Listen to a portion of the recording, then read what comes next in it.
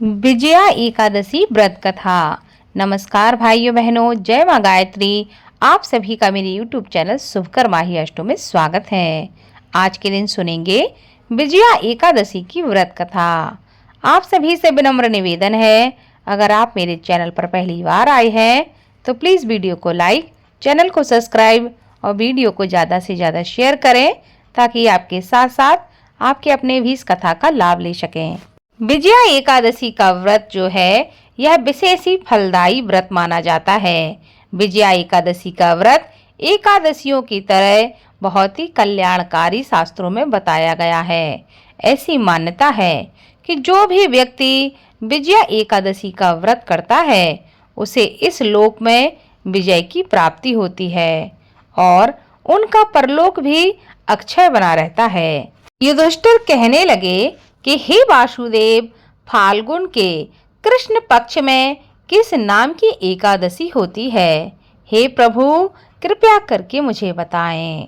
भगवान श्री कृष्ण कहने लगे कि हे युधिष्ठिर, एक बार नारद जी ने कमल के आसन पर विराजमान होने वाले ब्रह्मा जी से प्रश्न किया कि हे सुरश्रेष्ठ, फाल्गुन के कृष्ण पक्ष में जो विजया नाम की एकादशी होती है, कृपया उसके पुण्य का वर्णन कीजिए।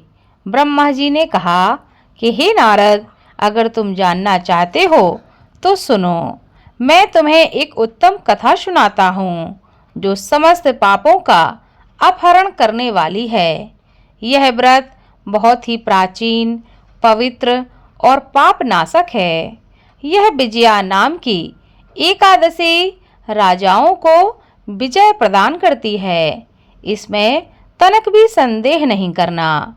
पूर्व काल की बात है कि भगवान श्री रामचंद्र जी 14 वर्ष के लिए वन में गए और वहां जाकर पंचवटी में सीता तथा लक्ष्मण के साथ रहने लगे। वहां रहते समय रावण ने चपलातवश विजयात्मा भगवान श्री राम को तपस्विनी पत्नी सीता को हर लिया।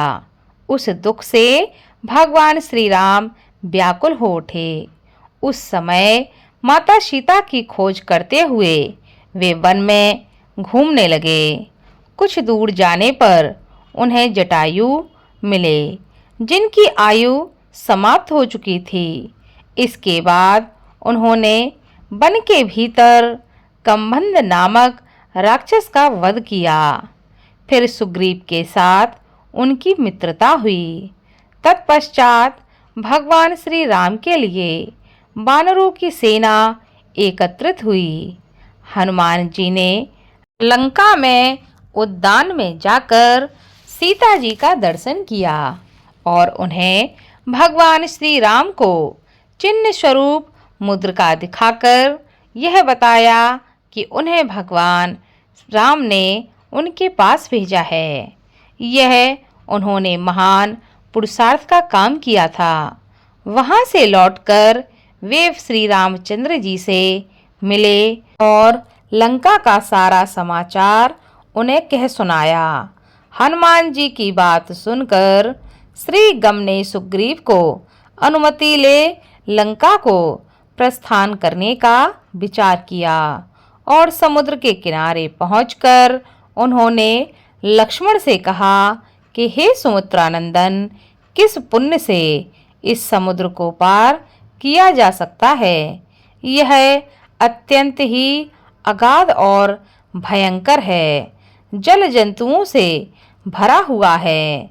मुझे ऐसा कोई उपाय नहीं दिखाई दे रहा जिससे सुगमता से इस समुद्र को पार किया जा सके।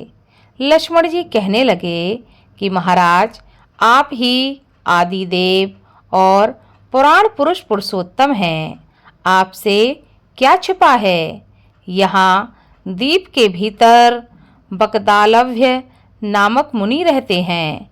यहाँ से आधे योजन की दूरी पर उनका आश्रम है।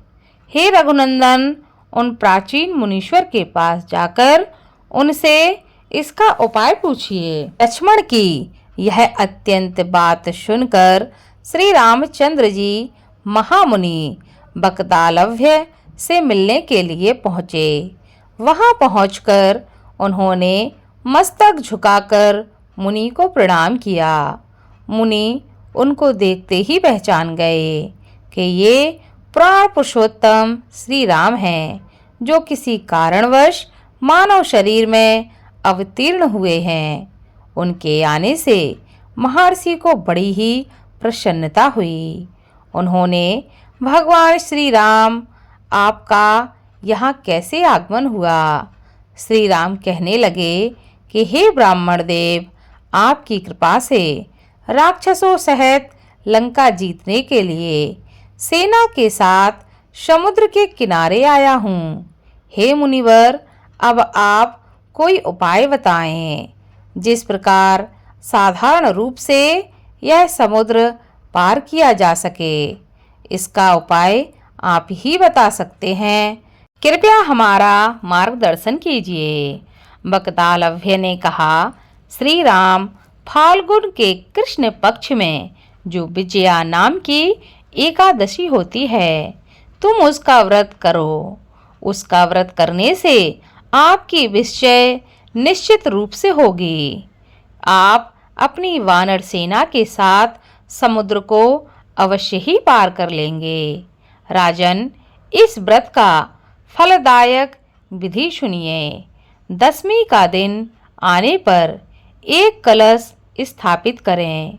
वह सोने, चांदी, तांबे अथवा मिट्टी का भी हो सकता है। उस कलश को जल से भरकर उसमें पल्लव डाल दें। उसके ऊपर भगवान नारायण के सुवर्णमय विग्रह को स्थापित करें। फिर एकादशी के दिन प्रातःकाल स्नान करें। कलश को स्थिरता पूर्वक स्थापित करें। माला, चंदन, सुपारी तथा नारियल आदि के द्वारा विशेष रूप से उसका पूजन करें। कलश के ऊपर सप्त धान्य और जौ रखें। गंध, धूप, दीप और भांति भांति के नैवेद्य से पूजन करें। कलश के सामने बैठकर वह सारा दिन उत्तम कथा, वार्ता आदि के द्वारा व्यतीत करें और रात में ही जागरण भी करें। अखंड व्रत की सिद्धि के लिए घी का दीपक अवश्य जलाएं। फिर द्वादशी के दिन सूर्योदय होने पर उस कलश को किसी जलाशय के समीप, नदी, झरने या पोखरे के तट पर ले जाकर स्थापित करें और उसकी विधिवत पूजा करके देव प्रतिमा सहित उस कलश को वेदवेत्ता ब्राह्मण के लिए दान कर दें। महाराज, कलश के साथ ही और भी बड़े बड़े दान करने चाहिए।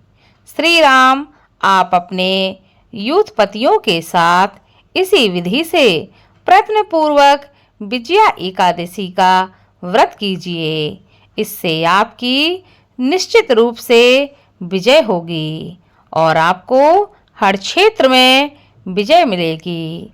ब्रह्मा जी कहते हैं कि हे नारद, यह सुनकर श्री रामचंद्र जी ने मुनि के कथानुसार उस समय विजया एकादशी का व्रत किया और उस व्रत के करने से श्री रामचंद्र जी की विजय हुई। उन्होंने संग्राम में रावण को मारा, लंका पर विजय प्राप्त की और सीता माता को प्राप्त किया। बेटा, जो मनुष्य इस व्रत को विधि पूर्वक करता है, उन्हें इस लोक में विजय की प्राप्ति होती है और उनका परलोक भी अक्षय बना रहता है, क्योंकि इस एकादशी का नाम ही है विजया एकादशी। जो भी मनुष्य इस कथा को सुनता है, इस व्रत को करता है, उसके जीवन में हर क्षेत्र में वह विजय ही विजय प्राप्त करता है। ऐसा करने से भगवान नारायण की विशेष कृपा प्राप्त होती है, सभी मनोरथ पूर्ण होते हैं और व्यक्ति को जीवन में लक्ष्मी नारायण की कृपा सदा बनी रहती है। इसलिए इस कथा को खुद सुने, आपके जो अपने हैं उनको भी इस कथा को सुनाएं, ताकि आपके जीवन में लक्ष्मी नारायण की कृपा हमेशा बनी रहे और आपके सभी मनोरथ पूर्ण हो और आपके जीवन में कभी भी निराशा ना आए। आपके जीवन में भी हमेशा विजय ही विजय आपको मिले। बोलो लक्ष्मी नारायण की जय।